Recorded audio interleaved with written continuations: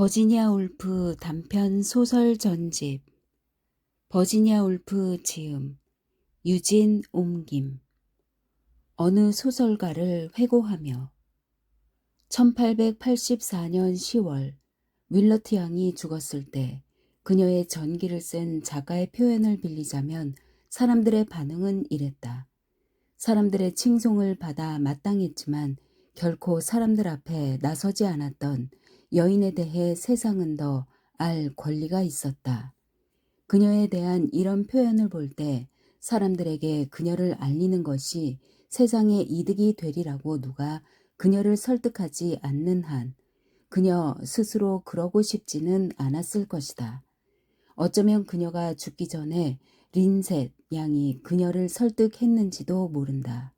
린셋 양이 쓴 그녀의 삶과 편지들을 소개한 두 권의 전기가 유가족의 허락에 의해 출판되었기 때문이다. 사람들에게 그 머린 말을 도덕적인 관점에서 평해보라고 하면 흥미로운 질문들이 쏟아져 나올 것이다. 세상이 사람들에 대해 무슨 알 권리가 있단 말인가? 전기 작가가 무슨 이야기를 할 수 있단 말인가? 이런 문제들에 대해 논하다 보면 정신이 흐려지기 때문이다. 세상에 대한 우리의 지각은 단순하다. 세상은 구이다. 들과 숲이 있는 곳은 녹색이고 바다가 있는 곳은 주름진 청색이며 산맥이 있는 곳은 울퉁불퉁하다. 이런 세상에 대해 윌러트 양이나 다른 어떤 사람이 끼치는 영향을 생각해 보는 것은 의미는 있지만 재미없는 일이다. 그러나 원점으로 돌아가서 왜 사람들의 삶에 대해 기록하느냐고 묻는 것이 시간 낭비라고 할지라도 왜 윌러트 양의 삶에 대해 기록했는지, 그리고 그 이유를 알기 위해 그녀가 어떤 사람이었는지 묻는 것도 전혀 재미없는 일이라고만 할 수 없을지도 모른다. 린센 양은 개괄적인 이야기로 자신의 동기를 감추었지만 그 이면에는 보다 강력한 동기가 있었다. 14년 동안 줄곧 친구로 지내온 윌러트 양이 죽었을 때 그녀는 마음이 안 좋았다. 짐작건대 당장 뭐라고 말하지 않으면 뭔가를 잃을 것 같은 느낌이 들었다. 그리고 다른 생각들도 들었다. 이를테면 글을 쓴다는 것 자체가 얼마나 즐거운 일인가 하는 생각. 누구든지 글로 옮겨지면 매우 중요하고 비현실적인 사람이 되므로 그 사람을 알았다는 것이 명예가 된다는 생각. 어떤 사람을 있는 그대로 묘사한다는 것은 가치 있는 일이라는 생각. 하지만 맨 처음 든 느낌이 가장 진실한 느낌이었다. 장례식이 끝나고 돌아갈 때 차창 밖을 내다보면서 그녀는 거리의 사람들이 한결같이 무관심한 표정으로 지나가는 것이 덜어는 휘파람을 불면서 이상하게 느껴졌다. 못마땅했다. 물론 그래서 그녀는 윌러트 양의 동생인 윌리엄 윌러트에게 누군가 그의 누이의 삶에 대해 써야 한다고 설득했다. 그는 글과는 거리가 먼 사무 변호사였지만 지켜야 할 경계선을 지키는 한 다른 사람이 무슨 글을 쓰건 상관하지 않았다. 간단히 말해서 린센 양은 지금도 운만 좋으면 체링 크로스가 런던의 번화가에서 살 수 있는 그 책을 썼다. 겉으로 보기에는 세상이 윌러트 양에 대해 알 권리를 행사한 것 같지 않다. 윌러트 양의 전기는 가스가 새고 먼지가 잔뜩 낀 바깥쪽 선반에 자연의 아름다움에 대하여와 수의사 입문서 사이에 꽂혀 있다. 물론 아이들이 귀찮게 하지만 않으면 틈틈이 읽을 수는 있을 것이다. 이 전기를 읽다 보면 윌러트 양과 그녀의 유가족을 혼동하게 된다. 도무지 더 이상 이런 형편없는 책을 들여다보고 싶은 마음이 들지 않는다. 그녀가 한때 이 세상에 살았다는 것을 끊임없이 상기해야 하고 그녀의 생전의 모습이 상상되기는커녕 좀 우습다는 생각이 든다. 사실이 그렇지만. 그럼 도대체 윌러트 양은 어떤 사람이었을까? 요즘 사람들은 그녀의 이름을 잘 모르는 것 같다. 그녀의 책을 읽은 사람이 있다면 그것은 순전히 우연이었을 것이다. 그녀의 책들은 해변에 있는 작은 도서관들의 맨 위 선반에 60년대 및 70년대에 나온 3권짜리 장편 소설들과 함께 꽂혀 있기 때문에 먼지를 닦을 걸레를 들고 사다리를 올라가야 한다. 그녀는 1823년 웨일즈의 어느 사무 변호사의 딸로 태어났으며 그녀의 아버지가 일하던 텐비 근처에서 몇 달 살았다. 그녀가 사교계에 처음 진출한 것은 비밀 공제 조합 관리들이 펜브록 시청에서 연 무도회에서였다. 린센 양은 이때까지의 17년에 대해 무려 36페이지를 할애하고 있지만 윌러트 일가에 대한 이야기는 거의 없다. 물론 이런 이야기는 있다.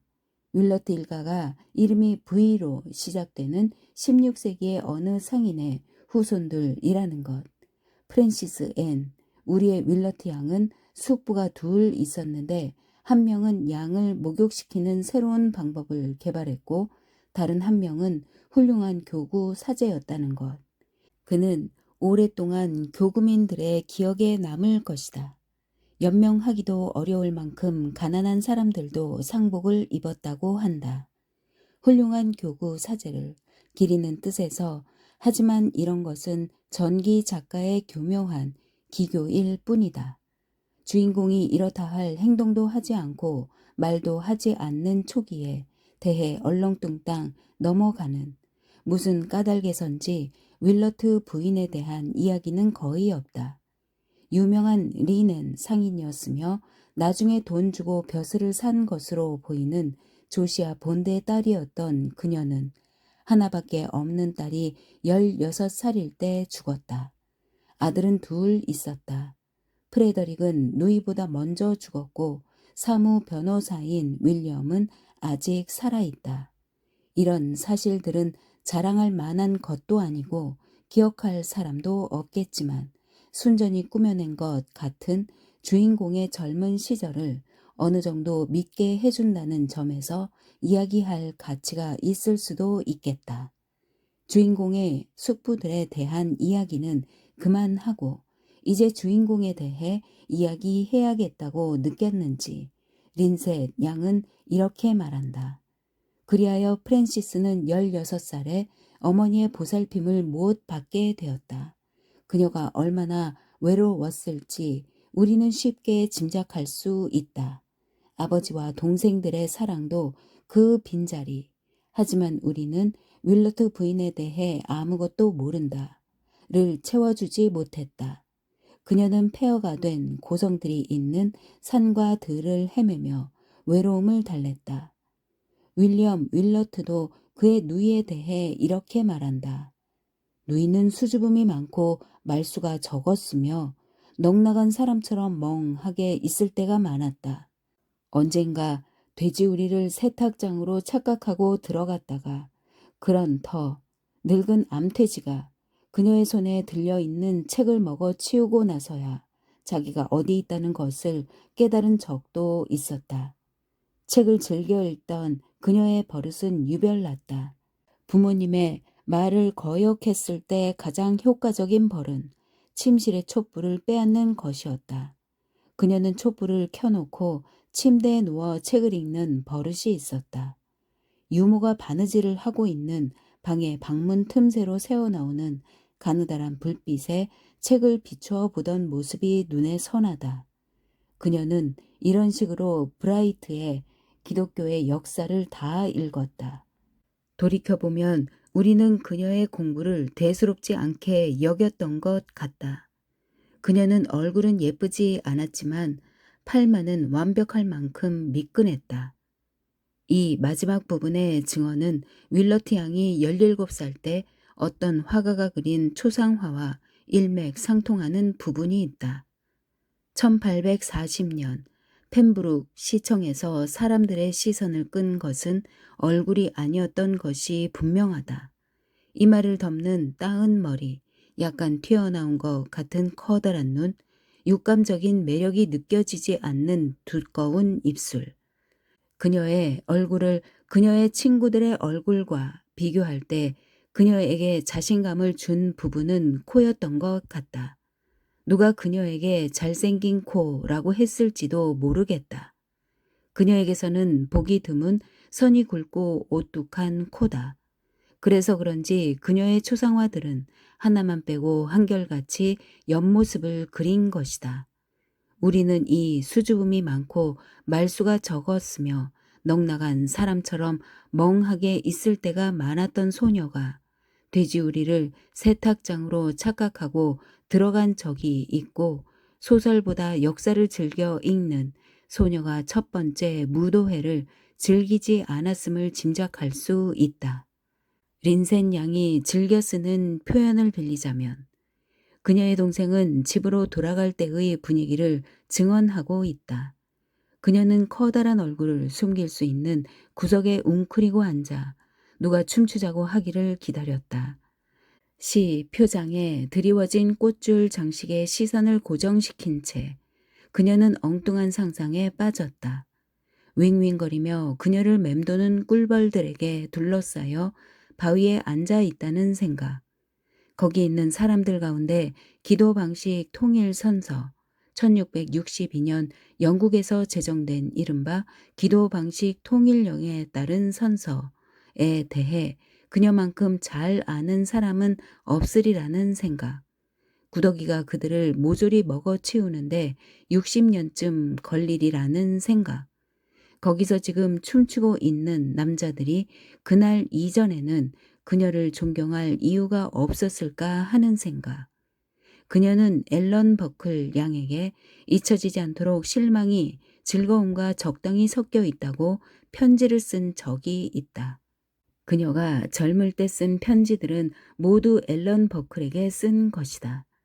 비록 그날 아무도 그녀와 춤추려 하지 않았지만 그날 시청에서 춤을 추었고 지금은 구더기밥이 된 사람들 가운데 가장 좋은 이야기 상대는 윌러트 양이었을 것이다. 그녀는 얼굴은 예쁘지 않지만 지적이기 때문이다. 그녀의 편지들에서도 이런 느낌이 잘 드러난다. 10시 정각이다. 침대에 누웠지만 너에게 편지를 써야겠다. 우울한 하루였지만 헛된 하루는 아니었던 것 같다. 오, 내 소중한 친구여. 나의 모든 것을 함께 할 내가 없다면 내 영혼의 비밀들과 워즈워스가 말하는 헤아릴 수 없는 세상의 압박을 나 혼자 어떻게 감당할 수 있겠니? 퇴색된 의례적 예의를 벗어 던지면 윌러트 양의 내면에 접근할 수 있다. 그녀는 18살 때쯤까지도 자신이 세상과 어떤 관계가 있다는 것을 못 느꼈다. 그러다가 자의식과 함께 그런 문제를 해결해야 할 필요를 느끼게 되었고 그로 말미암아 심한 우울증에 시달릴 수밖에 없었다.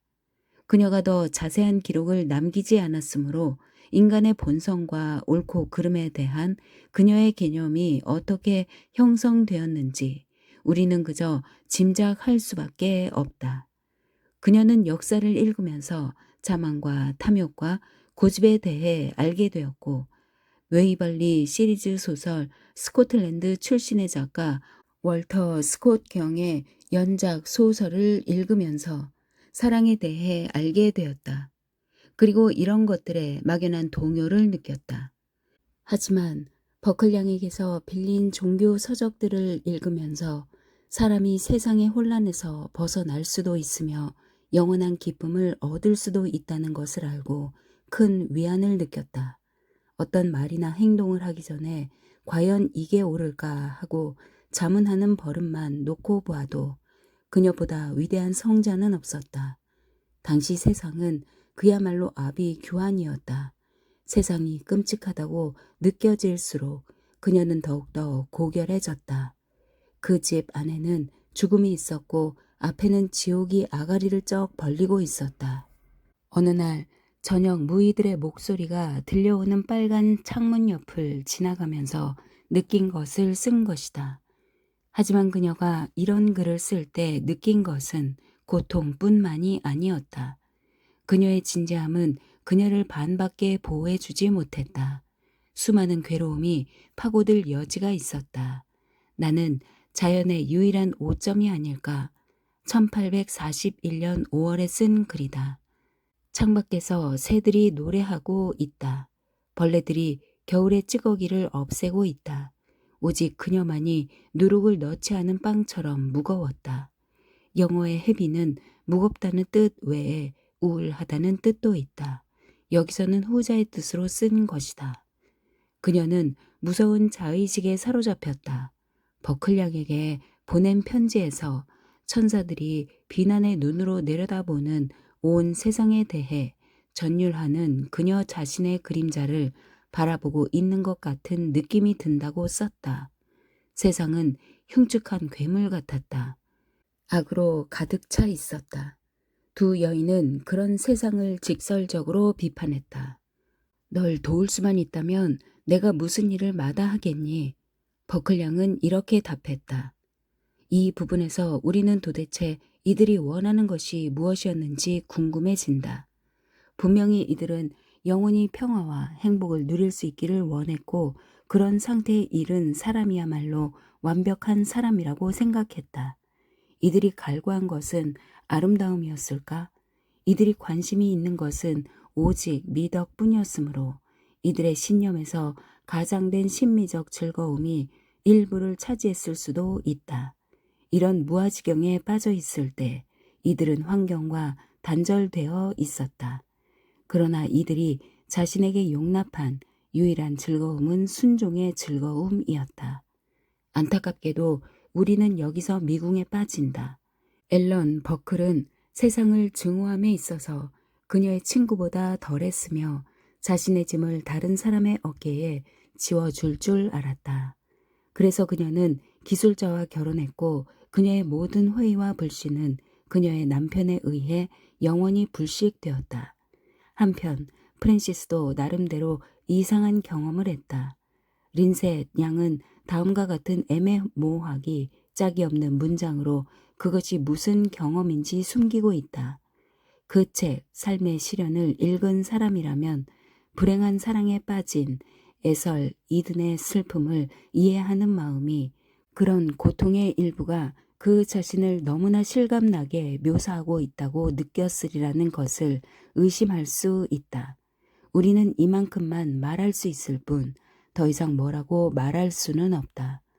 윌러트 양의 삶에서 가장 흥미로운 사건이 그녀의 친구의 고상한 체하는 태도와 따분한 문체 때문에 공백이 되어버린 것이다.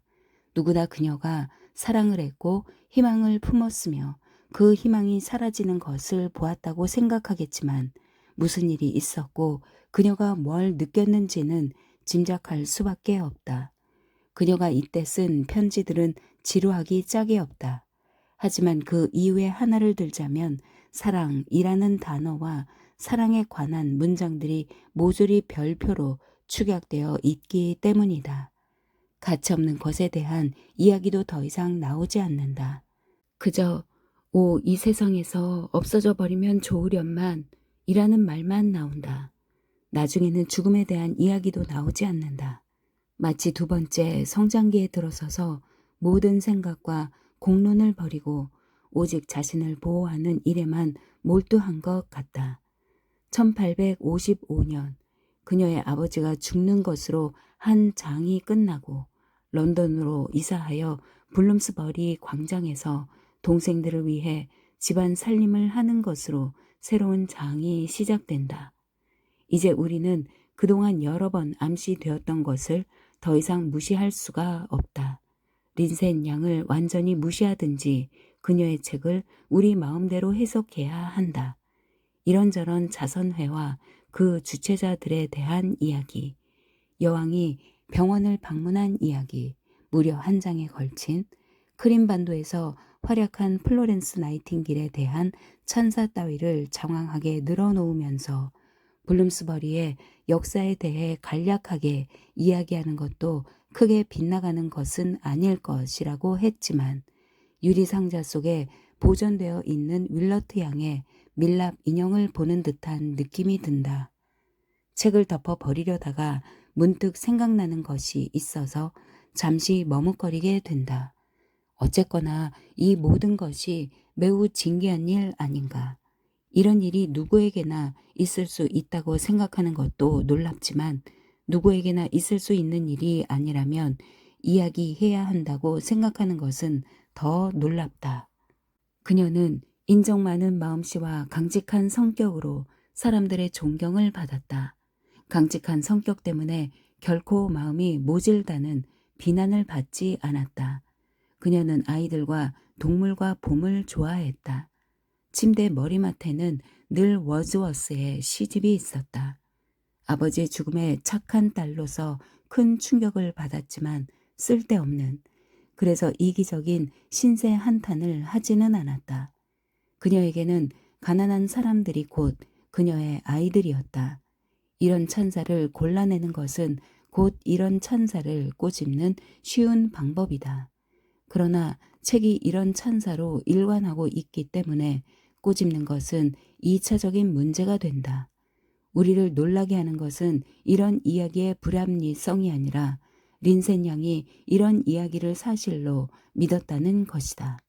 그녀는 이런 미덕을 높이 평가해야 한다고 생각했다. 그리고 친구들이 이런 미덕을 가지고 있다고 생각해야 한다. 친구들과 자기 자신을 위해 생각했다. 그러므로 그녀의 글을 읽는 것은 곧 밝은 세상을 떠나 자주색 플러시 커튼이 드리워져 있고 그럴듯한 문장들로 꾸며진 닫힌 방에 들어가는 것이다. 인간의 삶에 대해 어떻게 이런 이상한 시각을 갖게 되었는지 알면 재미있을 것이다.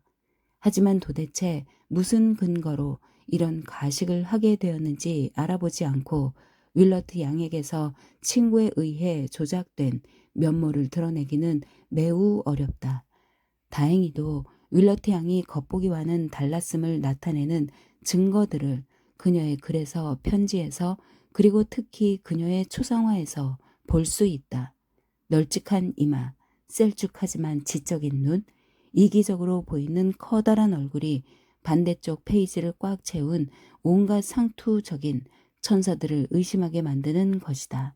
그녀는 린센 양을 감쪽같이 속이는 능력을 가지고 있었을 것 같다. 그녀는 아버지가 죽자 그녀는 그를 싫어했다. 기가 살아서 런던에서 내가 스스로 느끼는 대단한 능력을 발휘할 기회를 찾기로 결심했다. 당시 빈민가에 살던 여자가 할 수 있는 일이라고는 선행을 베푸는 것뿐이었다. 그녀는 처음에는 헌신적으로 일했다. 미혼이었으므로 그녀가 맡은 것은 지역 사회의 비정서적인 측면이었다. 이를테면 다른 여자들이 아이를 낳으면 그 아이들의 건강을 위한 일을 한 것이다. 그녀는 자신의 영적 성장을 기록했다.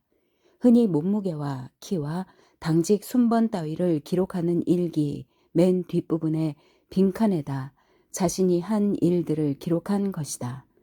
하지만 끊임없이 내 주위를 흐트러뜨리면서 도대체 어디로 가고 있냐고 묻는 불안정한 정신 때문에 스스로를 책망할 때가 많았다. 그러므로 그녀는 린센 양이 말하는 것처럼 자신의 자선 활동에 만족하지 않았을 게 틀림없다. 1859년 그녀는 그녀답지 않게 솔직한 자문을 한다. 나는 행복이 무엇인지 알고 있을까? 그리고 곰곰이 생각하고 나서 아니라는 결론을 내린다. 그러므로 그녀를 그녀의 친구의 묘사처럼 지겨워하면서도 변함없는 신념을 가지고 선행을 베푸는 소박하고 성실한 여인으로 생각하는 것은 가당치 않다. 그녀는 그 정반대였다. 다른 사람들의 행복보다 자신의 행복을 추구하는 늘 불안정하고 불만으로 가득 차 있는 여인이었다. 그녀가 글을 써보겠다고 생각한 것은 바로 이때 36살 때였다. 그것도 해야 할 말을 하기 위해서가 아니라 자신의 복잡한 정신 상태를 정당화하기 위해 제3자인 우리로서는 굳이 낱낱이 파헤칠 필요도 없고 그러고 싶은 생각도 없지만 그녀의 정신 상태가 복잡했다는 것은 틀림없는 사실이다. 어쨌거나 그녀는 자선 활동이 적성에 맞지 않다는 것을 깨닫고 1856년 2월 14일 R.S. 로저스 목사와의 우리 둘 다에게 고통스럽고 혼란스러웠던 면담에서 그렇게 실토했다. 그리고 그렇게 고백하면서 자신은 실은 장점이 많지 않으며 다른 장점들이 있다는 것을 적어도 그녀 자신에게 증명할 필요가 있음을 인정했다. 하기는 눈을 뜨고 가만히 앉아 있기만 해도 머릿속이 가득 차는 법이다. 그리고 머릿속을 비우다 보면 뭔가를 깨닫게 된다. 이 시절 조지 엘리엇과 샬럿 브론테가 많은 소설을 쓸 수 있었던 것도 소설의 좋은 소재가 여자들이 생활하는 응접실과 부엌 등 사방에 널려 있으며 시간이 갈수록 점점 쌓인다는 비밀을 알았기 때문이다. 윌러트 양은 훈련이 필요하지 않다는 이론을 받아들였다. 그러나 자신이 본 것들을 묘사하는 것은 점잖지 못하다고 생각하여 동생들, 그중 한 명은 아주 이상한 삶을 살았다. 이나 아버지에 대해 이야기하는 대신 아버지에 대한 이야기를 썼으면 고마웠을 것이다. 아라비아의 연인들을 만들어내어 오리노코, 남아메리카, 베네수엘라에 있는 강변에 등장시켰다. 그녀는 이들이 이상적인 사회에서 살게 했다. 법칙을 세우는 것을 좋아했기 때문이다. 그리고 열대지방을 배경으로 설정한 것은 열대지방에서는 영국에서보다 느낌이 빨리 전해지기 때문이다. 시퍼런 협곡들만 없으면 구름의 성벽처럼 보일 산맥, 그리고 때로는 황금빛으로 때로는 자줏빛으로 변하면서 소나무숲 그늘을 지나 수만 갈래로 갈라져 온갖 꽃으로 뒤덮인 초원을 흐르는 다이아몬드처럼 영롱한 물보라를 날리는 폭포에 대해 그녀는 여러 페이지를 쓸 수 있었다. 그러나 그녀가 만들어낸 연인들과 해가 져서 염소들이 젖을 짜달라고 들어올 때 여자들이 천막 안에서 나누는 이야기와 너무 많은 탄생과 죽음을 보았기 때문에 새로운 탄생이나 죽음의 기쁨이나 슬픔을 느끼지 못하는 늙은 현자의 지혜에 대해 이야기할 때 그녀는 더듬거리며 얼굴을 붉혔다. 당신을 사랑한다 고 말하지 못하고 그대라는 간접적인 표현을 썼는데 이것은 그런 로맨스가 그녀와는 아무 상관도 없음을 나타내려는 시도이다. 그녀는 이런 자의식 때문에 대화를 연결하는 엄숙한 목소리가 되었을 뿐 그 아라비아 남자나 그의 신부나 다른 어느 누구도 되지 못했다. 하지만 이런 자의식은 또 한편으로 열대지방의 별들 아래에서나 영국의 느릅나무 아래에서나 똑같은 유혹을 느낄 수 있음을 암시해 준다. 이런 이유들 때문에 그녀의 소설을 더 이상 읽고 싶은 생각이 안 든다. 윌러트 양도 좋은 글을 써야 한다는 생각을 했다. 적절한 표현을 선택하는 것은 결코 쉬운 일이 아니었다. 가장 좋은 방법은 직설적으로 쓰는 것이었다. 어린아이처럼 마음속에 있는 말을 꾸밈없이 털어놓으면 저절로 어떤 의미가 담기게 마련이었다. 그럼에도 그녀의 소설은 2권으로 출판되었다. 어떤 평론가는 조지 엘리엇의 소설과 비슷하다면서 단조롭지 않아서 더 좋다고 평했고 어떤 평론가는 해리엇 마티노 1802년 1876년 사회개혁과 반신학적 시각의 표현을 옹호한 영국의 소설가이자 저널리스트 나 악마의 작품이라고 혹평했다. 린센 양이 아직 살아있다면 그녀는 몇 년 전 오스트레일리아에서 죽었다. 독자들은 어떤 기준에 따라 친구의 삶을 장으로 나누었는지 묻고 싶을 것이다. 언뜻 보기에는 주소 변동에 따라 나눈 것 같다. 분명한 것은 린센 양이 윌러트 양의 성격을 달리 파악할 길이 없었다는 것이다. 가장 큰 변화가 일어난 것은 공상소설 린다 마라가 출판되고 나서였다. 로저스 씨와의 그 잊지 못할 면담을 했을 때 감정이 격해진 윌러트 양은 베일이 얼굴에 달라붙을 만큼 눈물을 줄줄 흘리며 베드퍼드 광장을 2바퀴나 돌았다. 불쌍한 사람들에게 자선을 베푸는 일이 무의미하게 느껴졌다. 도무지 개인적인 삶을 영위할 기회가 없었다. 광장을 돌면서 그녀는 어느 외딴 나라로 이민 가는 생각을 했다. 가서 작은 공동체를 세우고 그녀가 아는 사람들과 거의 똑같지만 그녀를 어머니라고 부르는 근면하고 착실한 제자들에게 책에서 지혜의 말을 읽어주면서 늙고 싶다는 생각을 했다. 린다 마라를 보면 이런 생각을 암시하는 대목이 나온다. 로저스 씨를 암시하는 부분도 있다. 지혜가 없는 사람이라고. 하지만 그녀는 나태했고 사람들의 칭찬에 우쭐해졌다. 물론 칭찬할 사람들이 칭찬한 것은 아니다. 그녀의 글에서 그나마 가장 괜찮은 부분은 그녀 자신을 정당화하기 위해 쓴 것이다. 여러 작품을 읽어보았지만 역시 우리 생각이 맞다. 자신을 정당화하는 일이 끝나자 그녀는 이제 신비로운 영의 세계에 심취하여 몸을 크게 헤쳐가며 다른 사람들의 앞날을 예언하는 일을 했다. 그녀는 점점 비대해졌다. 린셋 양은 이에 대해 병의 징후라는 감상적인 표현을 쓴다. 하지만 전문의 벽지로 둘러싸인 좁고 후덥지근한 응접실에서 사람들과 영혼에 대해 이야기하다 보면 이런 징후가 나타나지 않을 사람이 어디 있겠는가. 영의 세계에 심취한 윌러트 양은 남부의 평원을 떠나 영원한 어스름에 쌓여 있는 외딴 세계로 갔다. 육체 없는 영혼들이 사는. 이때 린센 양은 사랑하는 아버지의 죽음으로 깊은 시르에 빠져 있었다. 그녀는 윌러트 양을 만나러 갔다가 붉게 상귀된 얼굴로 바들바들 떨며 돌아왔다. 모든 것을 설명해주는 비밀을 알게 된 것이다. 윌러트 양은 어느 누구도 모든 문제에 대한 답을 알 수는 없다는 것을 잘 알았다. 그러나 때리거나 쓰다듬어 주기를 기다리는 사냥개처럼 기대에 찬 표정으로 그녀를 올려다보는 그 왜소하고 이상한 여자들의 모습에 그녀는 크게 동요되었다. 그리고 알고 보니 나쁜 여자들만 있는 것도 아니었다. 그들이 원하는 것은 우유병에 빠진 파리가 숟가락에 매달리듯이 그들도 전체의 일부라는 말을 듣는 것이었다.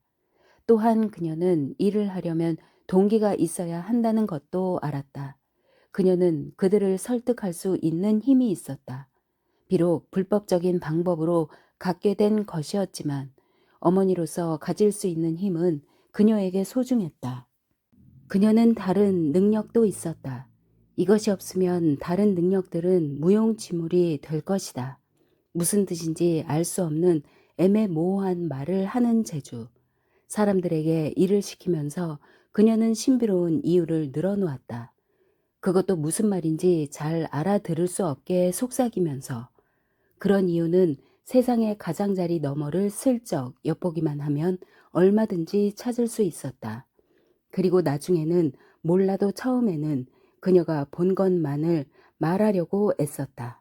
꽁꽁 묶인 채 난쟁이들의 화살의 표적이 된 그들의 현재 상태는 그녀가 보기에 매우 답답하고 참기 힘든 상태였다. 현실의 테두리를 흐트러뜨리고 아름다운 세계를 슬쩍 보여주는 클로로포름처럼 모호하고 달콤한 바람 같은 것이 그들에게 필요했다. 그리고 그녀는 이것을 그들에게 줄 수 있었다. 그녀는 이렇게 말했다. 삶은 본디 힘겨운 것, 어떻게 견딜 수 있겠는가. 만일. 갑자기 그녀는 나무들과 꽃들과 깊은 바다의 물고기들과 영원한 조화에 대한 시를 읊으면서 더 잘 보려고 눈을 반쯤 감은 채 고개를 뒤로 젖혔다. 우리 중에 여자 마법사가 있는 것 같은 느낌이 들 때가 많았다. 헤이그 양의 말이다. 여자 마법사라는 존재가 영감을 반밖에 못 받았고 제자들의 어리석음을 알고 있고 그들을 불쌍히 여기고 그들의 찬사에 우쭐대며 그들과 마찬가지로 머릿속이 뒤죽박죽인 사람을 말한다면 윌러트 양은 분명히 여자 마법사였다. 그러나 무엇보다도 놀라운 것은 당시 블룸스버리의 정신적 상태에 대한 그릇된 생각이었다.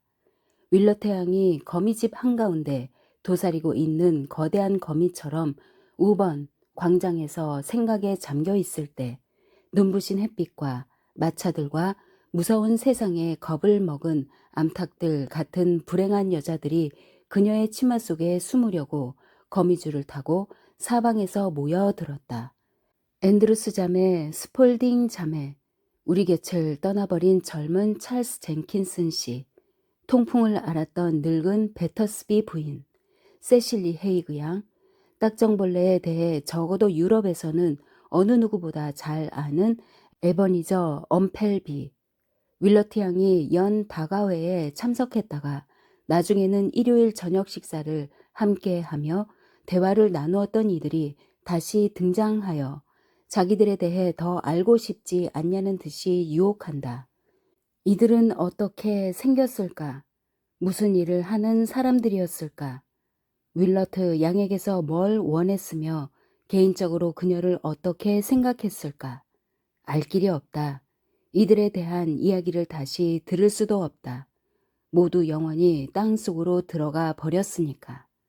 이제 린센 양이 성취라는 제목을 붙인 그 긴 마지막 장의 핵심에 대해 이야기할 공간밖에 남지 않았다. 한마디로 말해서 이 마지막 장은 가장 이상한 부분의 하나이다. 죽음에 매료된 린센 양은 죽음 앞에서 키득거리며 좋아한다. 이야기를 끝낼 생각은 하지도 않는다. 일반적으로 삶에 대해 쓰는 것보다 죽음에 대해 쓰는 것이 더 쉽다. 누구나 가끔 즐겨 쓰는 말이 있고 어떤 사람에게 작별을 고할 때에는 왠지 태도가 부드러워지고 기분이 홀가분해지는 법이다. 더구나 린센 양은 험난하고 진부한 삶을 혐오했으며 행실이 불량한 학생을 야단치듯이 기회만 있으면 인간은 결국 죽는다는 것을 증명하려 했다. 그렇다면 차라리 윌러트 양의 마지막 몇 달에 대해 그 전에 어느 기간에 대해서보다 자세히 쓸 수도 있을 것이다. 우리는 윌러트 양이 어떻게 죽었는지 정확하게 안다. 그런데도 이야기가 장송곡처럼 질질 늘어진다. 마치 단어 하나하나를 음미하는 것처럼. 얼마나 쓸데없는 짓인가. 윌러트 양은 몇 년 동안 내과 질환을 앓고 있었지만 이런 사실을 친한 친구들에게만 말했다. 그러다가 1884년 가을에 감기에 걸렸다. 종말이 온 것이다. 그날 우리는 희망을 잃었다. 그들은 그녀가 죽어가고 있다고 그녀에게 말했지만 그녀는 조카에게 줄 깔개를 만드는데 정신이 팔려 있는 것 같았다.